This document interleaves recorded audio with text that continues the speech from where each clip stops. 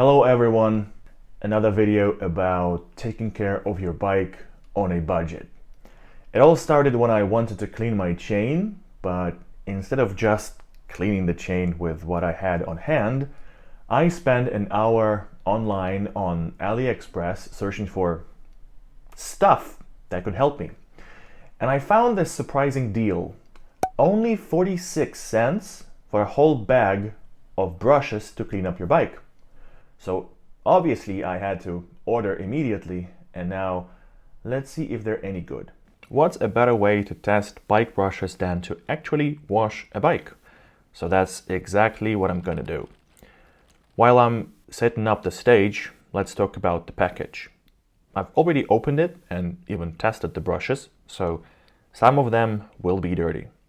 The bag is, well, it's just a normal bag, I guess, but what I really like about it is that it has tips on how to use each brush, which I found very helpful.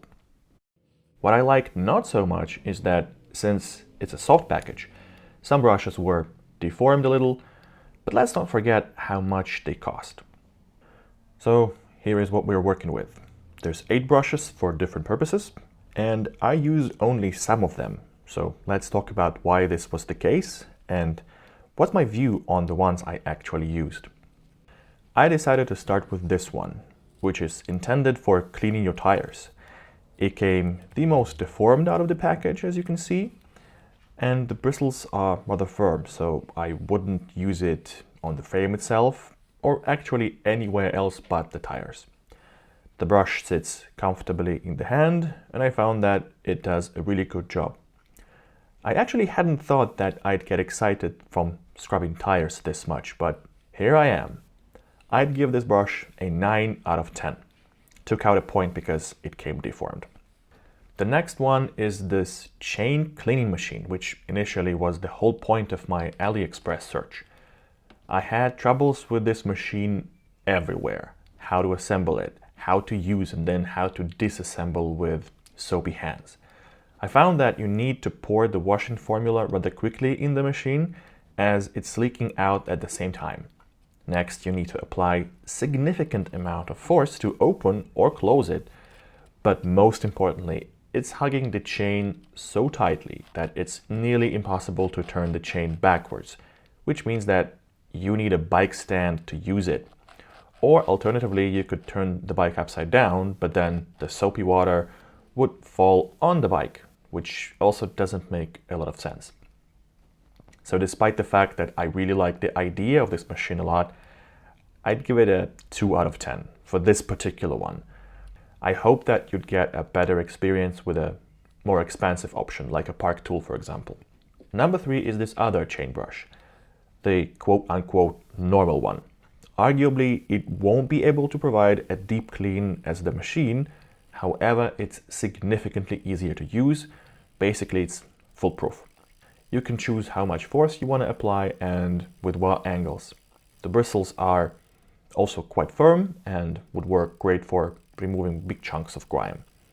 But to achieve the cleaning perfection, I would still use a cloth with degreaser on it and spin the chain like 15 to 20 times. The other end of the brush you can use to clean basically anything with its long and firm bristles, which have good reach. I, for example, used it on my cassette to remove some grime between the rings. So 7 out of 10. Next is this skewer. It is supposed to clean places which are difficult to reach, which are perhaps narrow or in weird angles. The handle of the brush bends in all directions, which may be helpful for some cases. However, I couldn't find them in my particular case. So far I just like that it's narrow, so I could clean spaces like between cranks, for example. But again, the tool, in my opinion, is for perfectionists, and I'm definitely not one of them when it comes to bike cleaning. So all in all, a niche brush, so 5 out of 10. The final brush that I used is this microfiber glove. It's super soft and gentle on your frame. Obviously, it's the finishing touch, so the bike should be clean by the time you start using it. As you can see, I didn't do a great job about it. That's why there's dirt on the glove. The glove has 2 sides. One is with short fluff and the other with the long fluffs. Yeah, I'll keep calling them fluffs. I'm not sure when to use which side, but both do the job of drying the bike and polishing it really well. It's also convenient to operate, more so than with a piece of cloth in my opinion. Unless you are trying to dry a narrow space, in which case pulling a rug through would still be a better option. So honestly, can't say anything bad about this glove, 10 out of 10. There are also a couple of brushes that I didn't use, mainly because couldn't find a good purpose for them. This one, for example, is called a comprehensive brush, which probably means that you could use it for a variety of purposes, but I found it to be too chunky. Maybe you could use it on the cassette and chain rings since it can cover more surface area. This one, on the other hand, was too flimsy. As you can see, it bends very easily. I actually gave it a super quick try with cleaning my cassette, and I guess if yours has actual dirt in it, like maybe you're a mountain biker or you did a gravel ride, then it could be useful. For the general road purposes, however, not so much, in my humble opinion. And then there is this tool. Not even a brush per se, and it's also intended for cleaning a dirty cassette. So if you have dirt stuck between the chains of your cassette, then this teeth will have you covered. And there you have it. Obviously, each brush was designed and intended for its own purpose, so my critical remarks are based solely on using them for cleaning an arguably not super dirty road bike.